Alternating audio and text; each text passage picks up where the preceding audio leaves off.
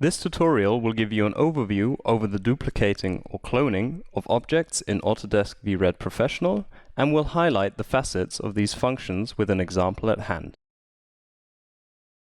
The first step will be creating a clone of the existing vehicle geometry. Therefore, we open up the scene graph, which can be called upon over the Quick Access toolbar. Select the Skoda Yeti group and open up the scene graph menu with the right mouse button. In the sub-item Create, we find the command Clone, which we execute. Autodesk VRED automatically creates a clone object of our selected geometry and names it as Skoda Yeti Clone.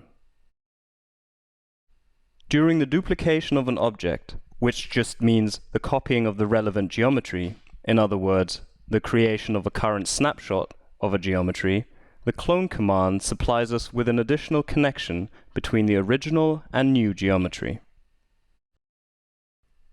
While a duplicate needs just as much memory as the source object, a reference object is much more memory friendly, as a reference just functions as a pointer to the original object. Autodesk VRED creates a reference object of our geometry. We will explore this connection further in the following. Next, we select our Skoda Yeti clone group and move it with our transform tool. To do so, activate the render view by selection with the left mouse button, and then please use Shift and W to move the cloned object along the y-axis.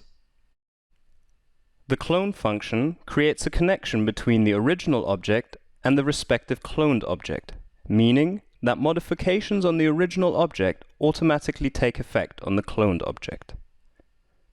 To better show this, we select the Skoda Yeti group and rotate or scale the vehicle at our leisure. The shortcuts Shift and W or Shift and E help us to do so. As you can see, changes to our original object automatically transfer to the cloned object. In reverse, modifications on our cloned object don't take effect on the original geometry. All reference objects are updated automatically. A further function of the clone command can be illustrated with a quick material assignment. Please open up the material editor, which can be selected in the Quick Access toolbar. The next step will be creating a new plastic material. In the menu of the editor, under Create, Create Material, select Plastic. In the diffuse color, the color of the material can be changed. In our case, please select a color that differs from the already existing paint of our vehicle. To do so, click on the colored area next to the color selection slider, which prompts the color picker window for you to choose your color. Now, please select the just created material with the left mouse button and drag it with the mouse button held down onto our geometry.